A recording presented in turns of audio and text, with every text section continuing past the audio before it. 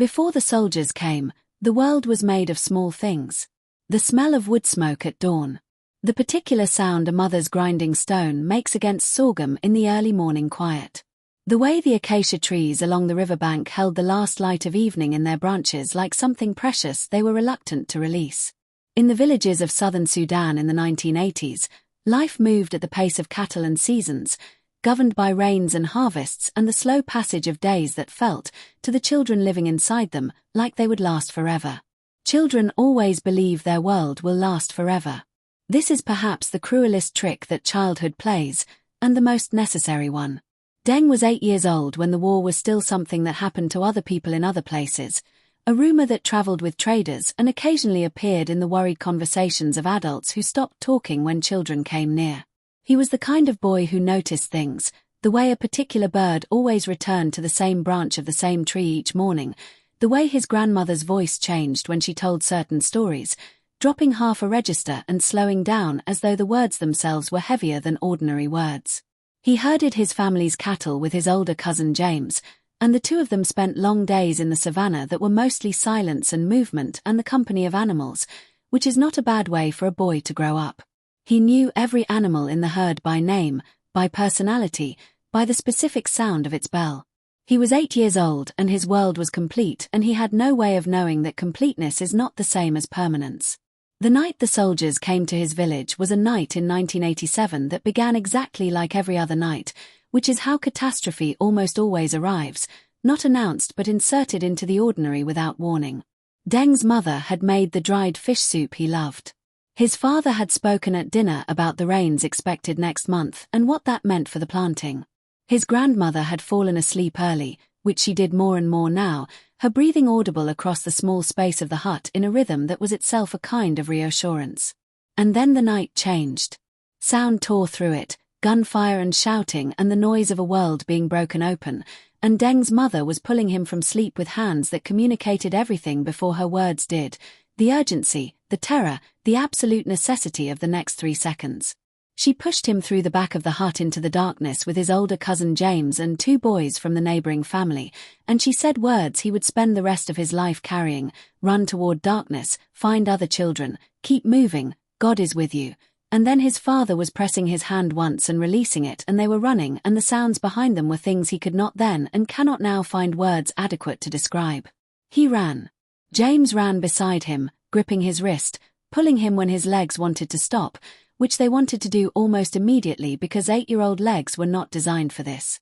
They ran into the bush, into the thorns and the darkness and the enormous African night, and around them they could hear other feet, other children, the village bleeding its youngest people out into the wilderness like the only possible response to what was happening behind them. By morning there were more than 50 children gathered in a dry riverbed some miles from where their lives had been, sitting in the early light in a silence that was nothing like the silence of cattle mornings. This silence had a weight to it. This silence was what remained when everything ordinary had been taken away. The older boys organized them.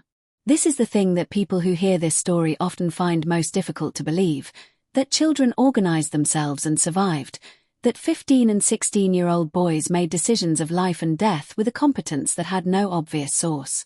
But necessity is the most ruthless teacher there is, and the older boys of southern Sudan had been absorbing lessons about survival and leadership their entire lives, through the culture, through the cattle camps, through the stories their grandmothers told about hard times and how people endured them.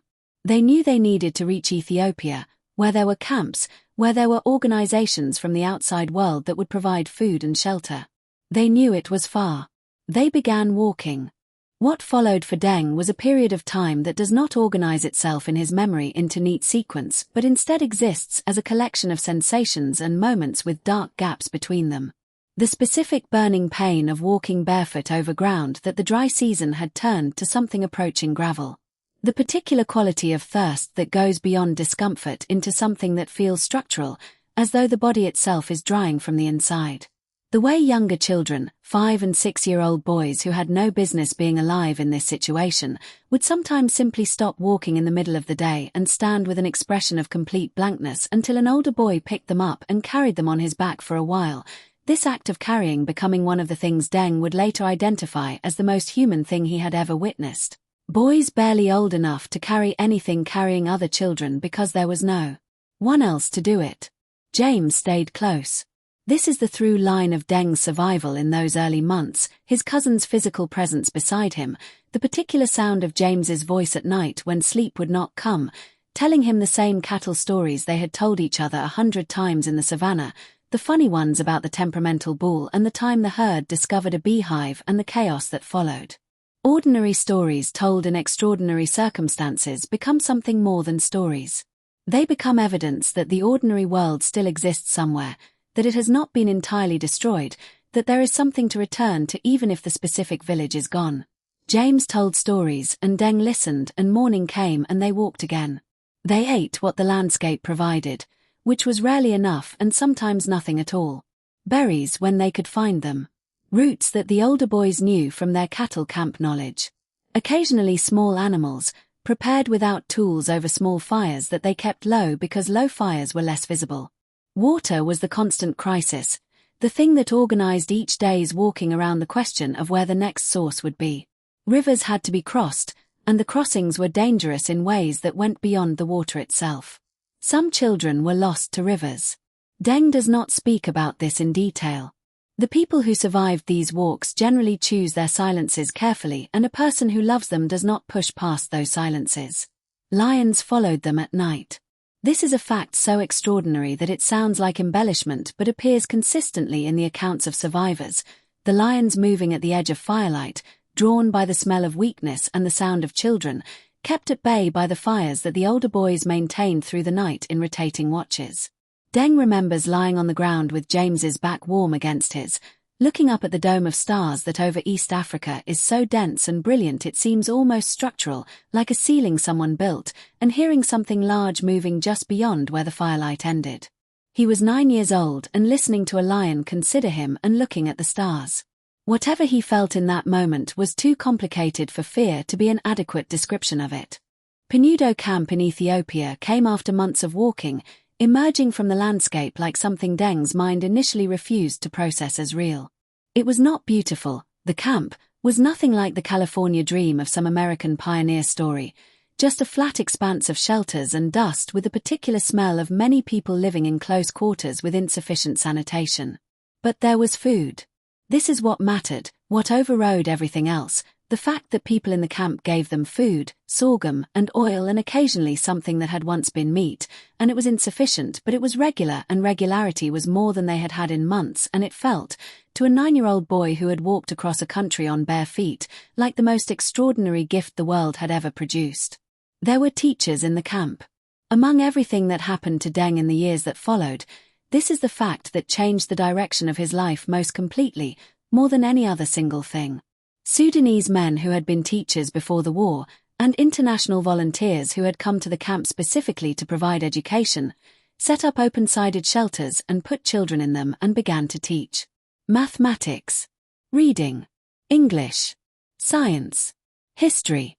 The Lost Boys went to these classes with an appetite that their teachers consistently described as unlike anything they had encountered in ordinary classrooms, not because the boys were more intelligent than other children but because they understood something most children do not yet understand, that knowledge was the one thing that could not be taken from them by soldiers, that it traveled in the mind, that it was portable and permanent in a way that nothing else in their experience had proven to be. Deng discovered that numbers made sense to him. This is the only way he could describe it later, not that he was good at mathematics, though he was, but that mathematics made sense in a way that felt personal, felt like the numbers were arranged in patterns that corresponded to something already inside him. He worked through problems long after the other students had stopped for the day. He asked his teacher, a quiet Sudanese man named Mr. Atem who had himself survived things that he distributed across his teaching rather than his conversation, questions that made Mr. Atem pause and then answer with the particular care of someone who recognizes they are speaking to a mind that deserves careful answers. Then Ethiopia collapsed into its own political violence in 1991 and the camps were dismantled and the Lost Boys were on the road again, this time heading south toward Kenya, another crossing, another country, another set of miles to be walked on feet that had already walked further than feet were supposed to walk. Deng was 13 now, and the second Great Walk had a different quality from the first. Not because it was less dangerous, but because he was not the 8-year-old who had run from the village with his mother's words still warm in his ears. He was someone who had survived the first walk, who had lived through the Penudo years, who had learned mathematics and English and something harder to name, some internal architecture that suffering had built without his permission and that had turned out to be useful. He helped carry the younger children. He made decisions when decisions needed to be made. He had become, without noticing the precise moment of the transformation, one of the older boys. Kakuma Camp in northern Kenya was where Deng Magic spent the next decade of his life. This is worth sitting with for a moment. A decade. He arrived there at 13 and left in his mid-20s, and in between he lived inside the particular suspended animation quality of the refugee camp experience, in which life is simultaneously on hold and intensely present, in which people are waiting for something to happen while also needing to continue happening themselves. The schools in Kakuma were better resourced than those in Penudo, and Deng went to them with the same focused hunger he had brought to every classroom since the first one. He worked through every level of mathematics the camp could offer and then began finding ways to access more, borrowing textbooks from aid workers and teachers, working problems in the margins of papers when he had no notebook, solving equations in the dust outside his shelter in the early morning before the day's heat made concentration difficult. James was still with him through all of this. The cousin who had gripped his wrist and pulled him through the dark bush on the night everything changed was still there, sleeping 2 feet away in their shared shelter, arguing with him about football and the right way to prepare sorghum and whether it was going to rain tomorrow. James had a talent for reading people, for sensing moods and navigating social situations with an ease that Deng, who was more comfortable with numbers than with the complex algebra of human emotions, genuinely admired. Together they made a complete person. Deng always joked. James handled the people and Deng handled the mathematics, and somehow this was enough. When the resettlement opportunity came, when the United States government and the United Nations High Commissioner for Refugees began the process of relocating thousands of lost boys to American cities, Deng was 23 years old. The selection process was long and filled with the specific anxiety of people who have learned through experience that good things tend to be withdrawn, that the ground is never as solid as it appears, that hope is a reasonable response to the present moment but should be held loosely. He was selected. James was selected. They flew together on an airplane, their first, somewhere over the darkness of the Atlantic Ocean in the small hours of the morning, and Deng sat with his forehead against the cold window looking at the moon and thought about his mother's hands on his shoulders in the dark of their hut so many years ago, the urgency in them, the love in them, the terrible goodbye in them. Minnesota in winter was the most alien thing he had ever encountered. He had survived lions and thirst and 2,000 miles of walking and a decade in a refugee camp, and he stood on a sidewalk in Minneapolis in January and felt the cold enter him in a way that nothing in his experience had prepared him for, a cold that seemed to have intentions, that seemed to be actively investigating every part of him for weaknesses. His American caseworker, a patient woman named Linda who had helped resettle dozens of lost boys and had developed a particular talent for preparing them for exactly this moment, had given him a coat and boots and gloves. He wore all of them and still stood on the sidewalk blinking at the snow with an expression she had learned to recognize and that she found, privately, one of the most moving things she had ever seen, the look of a person encountering something completely new, without defenses or context, purely present in the encounter. He went to community college. He studied mathematics and engineering. He worked night shifts at a warehouse and early morning shifts at a grocery store and attended classes in between with the same focused hunger he had brought to every classroom since the one in Penudo. His professors noticed him, not immediately, but within a few weeks, the way certain professors notice certain students, through the quality of the questions, through the particular intensity of attention. One of them, an engineering professor named Dr. Hassan, who had himself come to America from another country decades earlier and who recognized something in Deng's specific quality of determination, stayed after class one evening and asked him directly about his story.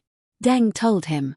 Dr. Hassan listened without interrupting, which is rarer than it should be, and when Deng had finished he sat quietly for a moment and then said something that Deng has repeated in every speech and classroom and community center visit since, that what you have survived is not separate from what you are becoming, it is the material from which you are becoming it. Deng Magic became an engineer. He built things, actual physical things, infrastructure, and systems in places that needed them, eventually including South Sudan, which became a country in 2011 and immediately began the enormous work of constructing a nation from almost nothing. He went back. This is the choice that people who hear his story tend to focus on, the decision to return to the place that had expelled him as a child and was still difficult and still dangerous and that needed what he had spent his entire adult life building the capacity to provide. He did not go back out of obligation, or not only out of obligation. He went back because the skills he had were needed there, and because he had spent enough of his life walking away from the place he was from and he wanted to spend some of it walking toward it. He went to the region where his village had been. The village itself was gone, which he had known, and the people who had been his first world were mostly gone, which he had also known. He stood in the grass in the late afternoon with the specific quality of East African light turning everything amber and bronze around him, and he stayed there for a long time. He was doing something that had no adequate name, not quite grieving, not quite remembering, somewhere in the space between honoring the dead and reporting back to them, telling them with his presence rather than words that someone had made it. That the running had ended somewhere. That the hope had not been wasted. The cattle bells were gone.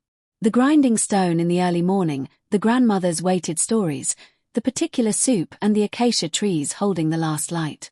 All of it was gone in the way that things gone a long time become gone, not with fresh grief but with the settled permanence of an absence that has been lived with long enough to become part of the landscape of a life. What remained was everything that had traveled inside him, the mathematics, the English, the knowledge of how to carry a younger child on your back when there is no one else to do it, the memory of James's voice telling cattle stories in the dark, the smell of his mother's hair the last time she held him, the stars above the savannah that no soldier could take and no distance could extinguish. He carried all of it. He carries it still. This is what survival means when you look at it closely enough and long enough to see past the drama of it into its actual substance. It is not triumph in the Hollywood sense. It is not the absence of loss. It is the accumulation of everything that endured, carried forward by a person who refused, through years of walking and hunger and cold and waiting, to put it down.